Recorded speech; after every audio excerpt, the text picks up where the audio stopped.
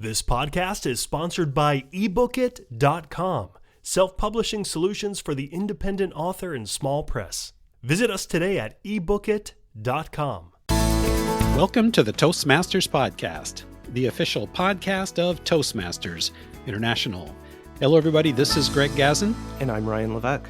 Ryan, for some of us, imposter syndrome is an obstacle that gets in the way of being an effective leader. But today we have an expert that will help us loosen the grip this phenomenon has on us. Ryan, who are we speaking with today? Today's guest is Dr. Valerie Young. She's an internationally recognized expert on imposter syndrome and co-founder of Imposter Syndrome Institute. Dr. Young has delivered her Rethinking Imposter Syndrome program to hundreds of major corporations and universities around the world. Her award-winning book, The Secret Thoughts of Successful Women and Men, Why Capable People Suffer from Imposter Syndrome and How to Thrive in Spite of It, is available in 6 languages. Dr. Young is a featured expert, and an article appearing in the August 2023 issue of the Toastmaster magazine, written by Maureen Zappala, who's been on this podcast multiple times. The article is called The Secret to Confidently Humble Leadership. Joining us from Western Massachusetts, Dr. Valerie Young. Welcome to the Toastmasters podcast. Thank you so much. I'm thrilled to be here. Valerie, to start our conversation today, can you please define for us imposter syndrome so that we can have a shared context for this conversation? Sure. And thanks for actually starting with that question, because I think there's so much misunderstanding and misinformation about what imposter syndrome or imposter phenomena is. So it's important to all be on the same page, as you said. I really see it as there's 3 key components. One is this belief, consciously or unconsciously, that I'm truly not as capable, competent, talented, qualified, intelligent as other people seem to think that I am. Second, we have this belief despite concrete evidence of our past accomplishments or our clear abilities. And third, and as a result, there is this fear that sooner or later we are going to be found out. So that is essentially the imposter syndrome, which is different than just kind of low self-esteem or different from, in my view, just a normal anxiety you might have before getting up on stage to give a big talk or going in for a job interview. Valerie, I'm wondering why do you think some people seem to have such a hard time owning their own achievements? I think part of it is that the areas where we struggle, the jobs we didn't get, the promotions we didn't get, the presentations we gave that didn't go well, all of the more problematic things, the quote unquote failures, setbacks, mistakes, critical feedback, all of that weighs more heavily. It's like we have this trick scale and only the negative evidence counts. And partly why it's difficult to take ownership for our accomplishments is that people who experience imposter syndrome externalize their accomplishments. They think, well, sure, they said my presentation was great, but that's just because they like me. And as I always point out, as if likability wasn't a valid skill set, especially in organizations, it's absolutely a valid skill set. Or they'll say, I was just lucky.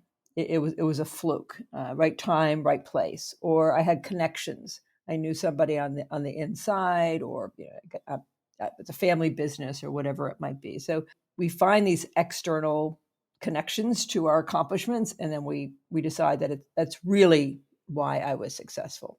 Or there's this belief that it's only because I have to work harder than everyone else. That this notion that everyone else is naturally talented, it's easy for them, but because I have to work harder at it, then that kind of proves I must be an imposter. And that seems to be the case even if they have this piece of paper in front of them or a trophy in front of them where they actually did accomplish that. It was just more than luck. Yeah, absolutely. Somebody said to me at a university, she said, this is ridiculous. I have a doctorate. I have a PhD. Obviously, I'm intelligent. It's ridiculous that I feel like an imposter. I said, no, you feel like an imposter because you have a PhD. Not in spite of your PhD, because now people look at you a certain way. They make certain assumptions about you. So for some people, it's like the more successful they are, they just feel like they're fooling more people on a higher level. Yeah, wow. One of the things I do, Valerie, is I work as a public speaking coach. I often hear feedback from students that I work with where they're given feedback from their peers of, oh, you came across so confident, so polished. And they reflect back, yes, but you didn't see the mess inside my head. You didn't see how turbulent it was and how nervous I felt and how I was freaking out. But I'm just curious if you have any reaction to that in the context of imposter syndrome, that people make a value judgment about themselves based on the difficulty that they feel in a given pursuit. Yeah, absolutely. And I think at the core, it comes down to this kind of distorted, inaccurate idea about what it means to be competent. And an example that you just gave, there's this lack of awareness that a certain amount of fear and anxiety and self-doubt is part of the achievement journey. Would that person have said, yeah, but you don't know what's going on the inside, I'm freaking out. It's like, well, of course you're freaking out. Like, you give it, why wouldn't you be freaking out? And the assumption that because you're freaking out means you're not a good speaker. There's this belief behind that, this idea that for everyone else, they're calm and cool and completely confident, when in reality, it's not about always being confident. It's about, to kind of keep going despite the fact that you don't always feel confident, that you are nervous as heck, that you are afraid, but you get up there and you took a deep breath and you projected confidence. That's a skill set. Yeah, absolutely. I'd also like to pick up this point that Greg was mentioning about, and you mentioned it as well, people having some concrete evidence of their accomplishment. I know that you encourage people to acknowledge those accomplishments, but I also get the sense from some of your work, it sounds like there's a risk of identifying too deeply with achievements. Is that accurate? Yeah, I mean, in the sense that very often what I see advice from coaches, for example, or people who write articles on imposter syndrome, is to make a list of your accomplishments. And I understand the point, right? If I write them down, I'll go, oh, that's right, I do have a doctorate. that's right. I have spoken at 100 universities, right? Or they'll remember they got the promotion or they've gotten through other obstacles. And I think making a list of your accomplishments is helpful when it comes to performance review time. You'll have everything documented and written down. The problem is, what if that person looks down their list and they see that they really did have a connection? They really were a legacy admission into college, or they really do have a great personality, or guess what, they did happen to be in the right place at the right time. Then they're going to dismiss that accomplishment. But I also think, as importantly, there's so much focus on our accomplishments, and you see it all the time, right? I mean, you read my bio in the beginning, and you read, spoken to hundreds of organizations and so on, but nobody introduces somebody by saying, yeah, but there was that one time she really screwed up, right? Or she really wanted to get this big gig and they chose someone else, or whatever. You don't hear about the struggles and the difficulties and the challenges. I mean, Google has this program called I Am Remarkable, and anybody can go become an I Am Remarkable presenter, and it's a pretty simplistic but important, like a 2-hour program to get, especially but not uniquely women, to be more comfortable talking about their accomplishments and to say them out loud, because they find women, especially internationally, have difficulty promoting themselves in a promotion situation or at performance time. My feedback to Google, who I've worked with many times, is I think you should call it, I am remarkable, but sometimes I suck. Because first of all, we're not all remarkable. I hate to break it to you, but and even if we are all remarkable, we're not all remarkable every single day. And I think the more we can get comfortable with understanding that a certain amount of fear and self-doubt, again, goes with the achievement territory and is normal and is not an indicator of incompetence, I think the better off we'll be. Ryan, I'm just thinking about our podcast episode that we did. Was it Confessions of a Podcast Host? Where we talk about what happens in the background. I mean, what people hear are this beautifully polished episode, but yet, it's like the duck in the water. He or she is swimming so serene, but underneath, those feet are just going crazy. Yeah. Valerie's already seen some of the sausage being made on this episode. Well, you know what, Ted? I never realized that TED Talks are edited. It looks like this perfect from beginning to end. I got the chance to do a 6-minute TED Talk at TED headquarters in New York in front of mostly TED speakers. I didn't quite connect the dots, but they were doing kind of a talent search for the big stage. But they only gave us 6 minutes, and we had to come in the night before and, get up and do our talk. And they also if they didn't like it at the beginning, they gave you recommendations for revising it. So they're very involved in the process. Mm-hmm. One after another, people got up and they said, oh, I don't think you should do this. And could you say this? And could you change that? And I'm sitting there freaking out because I have practiced this thing and timed it hundreds and hundreds of times. The thought of suddenly changing my talk the night before, it was terrifying to me. But I mean, the point is, it's the same thing as you're describing, right? What goes on behind the scenes is not what people see out front. Yeah. Actually, I watched that video. I also found it fascinating that at the end they asked you two questions while they were changing speakers over, and that's something you don't normally see. Well, I've never been live at a TED or a TEDx event; just watched them obviously on YouTube or on video. But they asked you a couple of questions afterwards in between. I thought that was actually kind of interesting. Well, you know why? Because they did have to set up, and they asked me in advance, could we do this? And I said, sure. But then the person didn't shift me over enough on the stage to really give the other people time to bring this equipment up. Because the next person actually had this equipment that they had to get up there. So it didn't, it was good for me, but it didn't really help them any. Well, there was a couple of gold nuggets in those questions. I thought they were actually well laid out. Getting back to what you were saying about the introductions and always being great and not talking about how you I hate to use the word suck, but well, you stumbled. Yeah. Right. Yeah. That's what you leave for the inside of the keynote, right? You talk about about some of those things. Anyways, one of the questions that I was leading up to, and I'm not sure if it was already partially answered, but we're talking about the possibility of someone maybe appearing at either extreme, maybe outwardly confident or maybe just very, very humble, but yet inside they're really experiencing the imposter syndrome. And if that's the case, how would you deal with it? And how you would deal with it be different if you were, let's say, overconfident or maybe, fearful and humble? So you're saying somebody who is overly confident, but still experiencing imposter feelings? Yes. Well, they're outwardly overly confident, so maybe they're faking it, or maybe they're making it look like they're coming across confident, but deep inside they're just going through their stomach is in turmoil. Right. Well, again, I guess I would say good for you, because one of the key solutions is to kind of keep going regardless of how you feel. And I say that because a lot of people, they're kind of waiting, whether it's consciously or unconsciously, they're waiting until they feel more confident. Then I'll start my speaking business. Then I'll go for the promotion. Then I'll write my book or start my business, whatever it might be. They're kind of waiting until they feel more confident. And that's not how it works. That feelings are the last to change. So I would encourage people to project confidence even when you don't 100% feel it. And I don't mean faking it or BSing. Every day, people who have terrible stage fright, actors and singers and performers, they have to push that aside and get out there. And it is a certain amount of acting, right? You're acting like you are confident.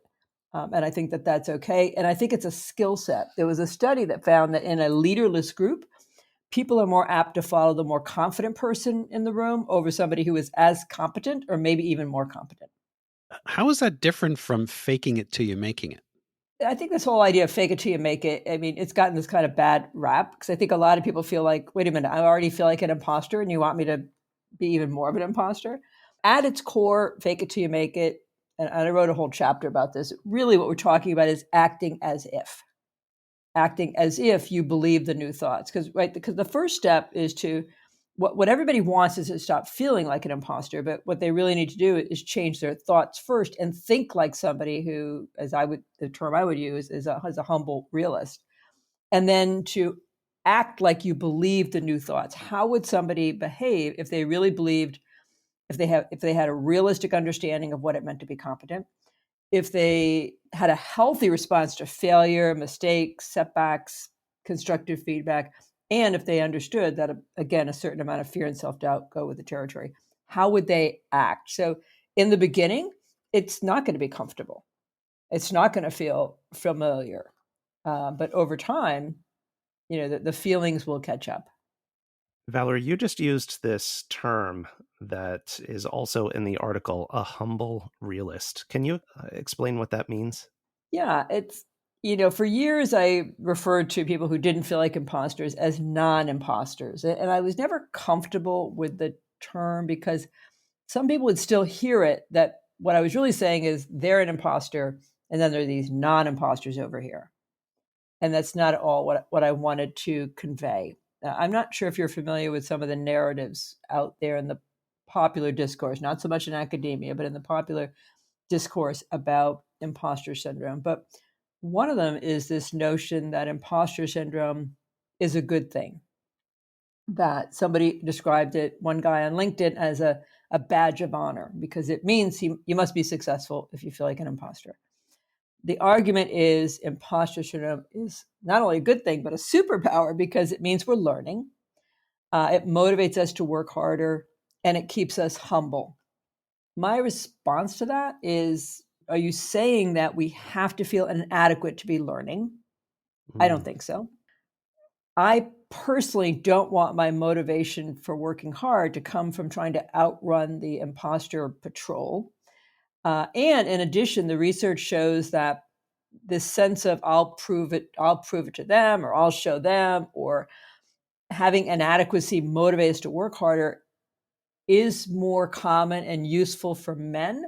The research shows women are less likely to be propelled by self-doubt. Women are more likely to pull back. And third, this notion that we have a choice, two choices, right? We could be an arrogant jerk or we can keep our imposter syndrome. Like that's the two choices. I think it's a false choice. And so I've been offering what I really see as a third, I think a more healthy choice is to become a humble realist, someone who is genuinely humble, but they have never experienced imposter feelings. And they're no more intelligent, capable, competent than the rest of us. It's just in the exact same situation where we might have imposter feelings, they're thinking different thoughts. Valerie, fully recognizing that you have full programs to teach this content and that you can't give us everything you might give in a multi-day workshop and a short interview, what can you give our listeners that they can put into action immediately to start moving towards that transition from feeling like an imposter to becoming a humble realist?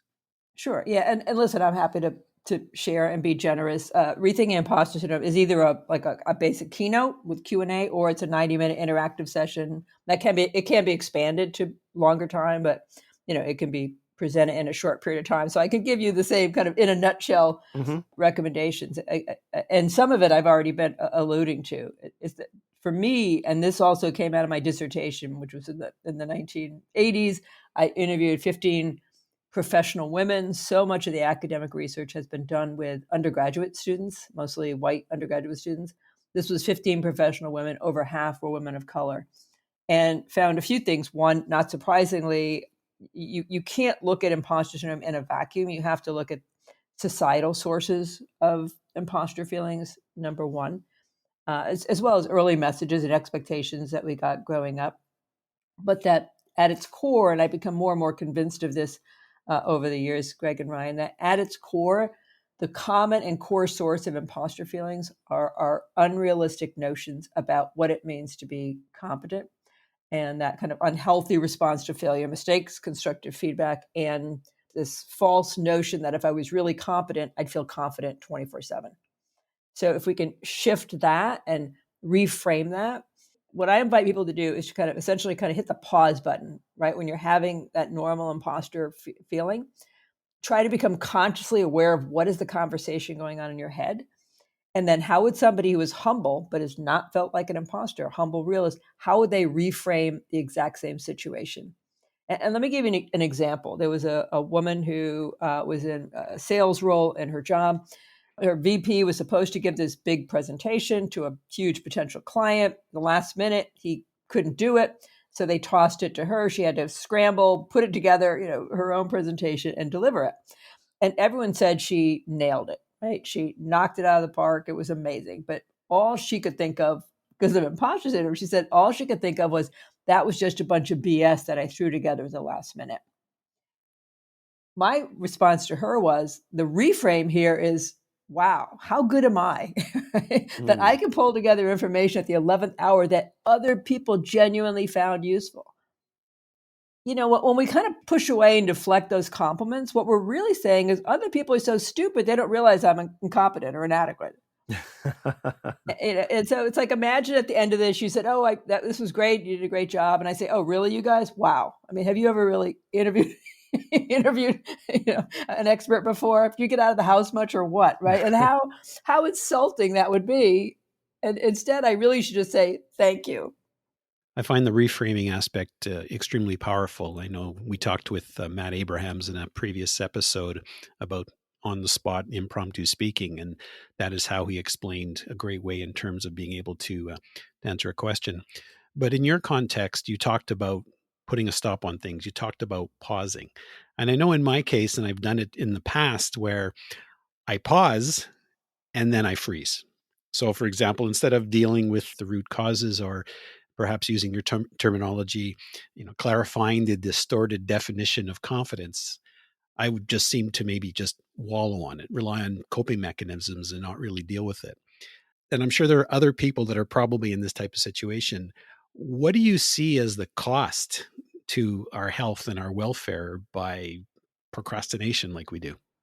Oh, I think it's enormous. I think, there's all kinds of behaviors, coping and protecting mechanisms associated with imposter syndrome that are costly. As you said, anything from chronically procrastinating on important, high impact kinds of activities that we could and should be doing, to overworking, over preparing, to this kind of flying under the radar, holding back, never putting ourselves out there.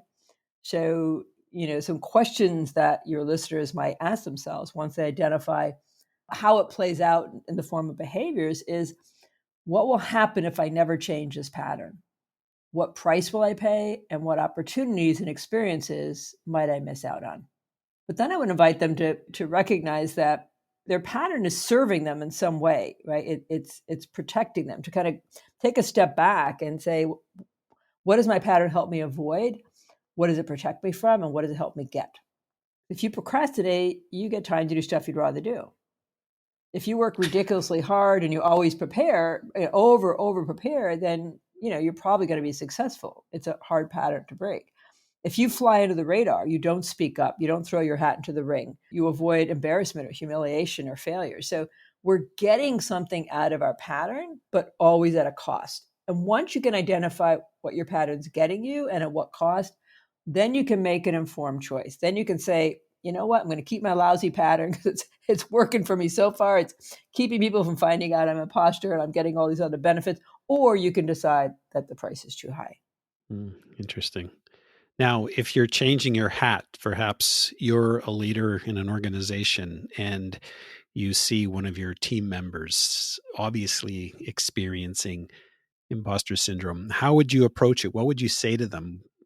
It's an interesting question, because I don't recommend anyone kind of quote unquote diagnose someone as experiencing imposter feelings. I created what was the first educational intervention to imposter syndrome, meaning non-therapeutic clinical intervention to imposter syndrome. So as an educator, I would ask leaders to become informed, imposter syndrome informed, so that not just singling out one person to talk to and say, I think you're experiencing this. And depending on your relationship, certainly you could have that conversation, but to make it a conversation that the whole team is part of, and saying, I learned some interesting things. This is really common.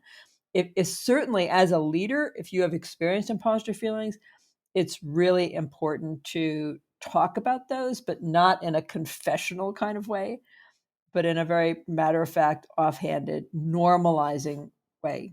And I think for a lot of people, they look up to people, especially who are much more senior than them. And it's a big surprise and a rude awakening and a big aha to realize that they've also experienced imposter feelings, or maybe still do. Oh, I thought I would just, be transparent and say, well, this has happened to me. And you're saying it's okay, but you got to be careful the way you word it. Yeah, I wouldn't just make that assumption. And similarly, there could be somebody who's coming across very confident who could be experiencing the same thing. I wouldn't assume that the person who projects confidence isn't feeling that way. They just might walk out of a meeting and quickly pull somebody aside and go, how did I sound? Was it okay? But you don't see that publicly. That's why I think it's useful for everyone to be more informed. Gosh, this was years and years ago. I was at speaking at some conference, and a man had come because he was an engineer, his boss was an engineer, and she experienced imposter syndrome. He was there to learn more about it, to be helpful to her because they had a great relationship. So I do think sharing information. I read this article. I thought it was really interesting. Here's some things I didn't know about imposter syndrome, or some assumptions that I'd made, and to have the conversation. But you could certainly say, I think it's really obvious if you see somebody holding back or always putting themselves and their accomplishments down. It's less clear sometimes why someone isn't raising their hand in a meeting or for a new role. So you could just ask them, I've noticed that you didn't apply for that job.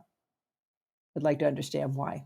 Mm. And they might be operating out of this assumption that they need to know 150%. Yeah. Right. Or it might be something as simple as they have something going on in their life right now with their family and they just don't feel that they can. Exactly. Or they have a more layered definition of success. And I think it can get hard, even for that individual person, sometimes to separate. Am I afraid to go to do this thing because I don't think I can do it, which is confidence, imposter feeling shocking, or do I not want it? Oh, interesting. Asking the question so that you can rule out the possibility that it might be or it might not be something related to imposter syndrome. Right. And it's usually not one or the other, but it's usually more one than the other. In other words, if you had all the confidence in the world, would you still be reluctant? And similarly, success in certain situations can separate us from other people. If I have to relocate for a job, or suddenly, I was friends with my coworkers, now I'm their manager, or I take this big promotion and it's going to take more of my time, and I have aging parents, or I have young children, or whatever it might be. Or I'm going to be the only woman. I'm going to be the only person of color, the only person with a disability, whatever it might be. There's this recognition, consciously or unconsciously, that success has impact on other people or between myself and other people. And that could be part of the hesitation as well. Valerie, I'd like to ask you about the Imposter Syndrome Institute. And before you answer, I'll just share with you, tongue in cheek, I said to Greg before the interview, I said, I've heard of the Project Management Institute, and I know what they certify people in. but what does the Imposter Syndrome Institute have as a certification? A certified imposter? There you go. Yeah, there you go. You have to pass the imposter test. Actually, we decided we don't, quote unquote, certify people. We decided we didn't want to be in the quality control business. But we do have programs where people certainly have to have some competencies to get credentialed by us. So one is a program called the Imposter Syndrome Informed Coach, which is for people who are executive, career, life coaches, but also you could be a faculty advisor working with PhD students or medical students, external HR or DEI consultant, but anybody who's working one-on-one with folks.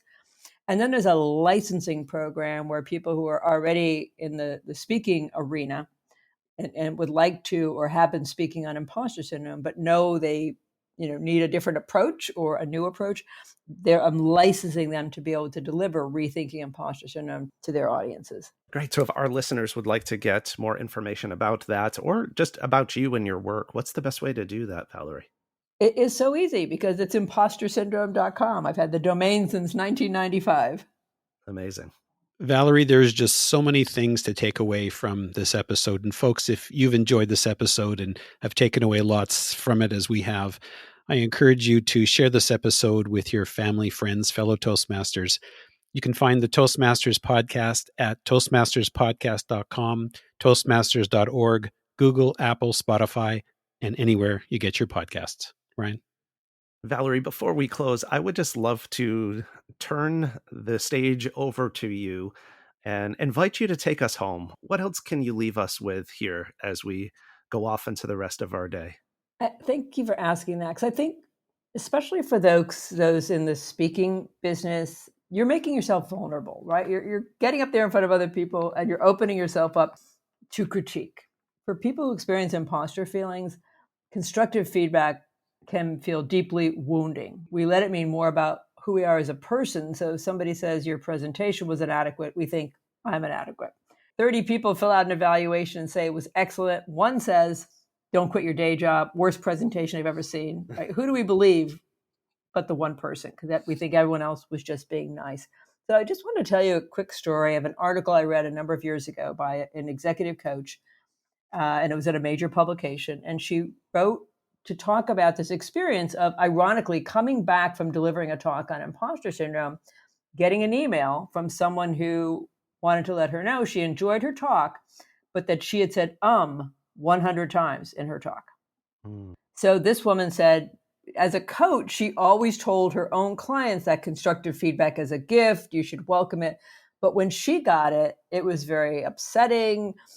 She was hurt. She was embarrassed. She told her daughter was angry. How dare she, how could she do that? Write you that email and all that. And then she said, well, I thought about it later and I had a different response. I thought she was going to say gratitude, but it wasn't. She said she felt sorry for this young woman because the young woman didn't realize that feedback should be solicited, not just given, without asking, and delivered kindly. Well, I don't know how it was delivered, but I looked at it like she should have sent that woman roses. That woman took time out of her day to not only tell her she had said 100 times, but she said but she quantified it, right? She counted it. So clearly it was distracting. She was given this huge gift of information. And if she wants to be a speaker, you have to be open to feedback. It's like, who do you want? Your tennis coach, the person who says, well, I know Valerie's holding her racket wrong, but I don't want to say anything because I don't want to hurt her feelings? Or do you want somebody who's going to give you brutally honest information to help you get better? The correct answer is B. The handle is at the other end. Exactly. And yet I'm sure you would agree with me that there's a kind, supportive way to deliver that feedback and a mean and nasty way to do it. Absolutely. Yeah. Absolutely. Although, I got to say, I've worked with people who are Hall of Fame speakers and they're brutally honest, and I'm okay with that. Yeah. Because I'm paying a lot of money for that feedback. And for me, that was okay. And it's what I wanted, what I needed. But I realized, it doesn't work for everyone. Yeah. Yeah. Sometimes a little honey mixed with the medicine goes a long way. Absolutely.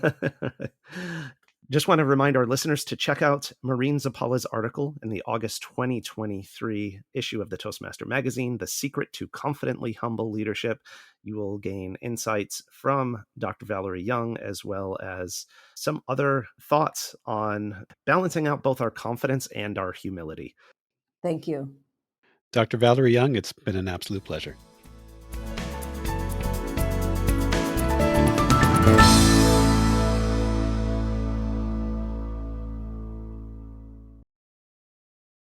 Ever imagined a book written just for you? Introducing Books.ai. We're not just another bookstore, we're the future of reading. Our state-of-the-art AI adapts each book to your specific needs, creating a personalized masterpiece. Visit Books.ai now, that's POOKS.ai, and use the promotion code SPOTIFY for a whopping 50% off. Books.ai, your personalized book awaits.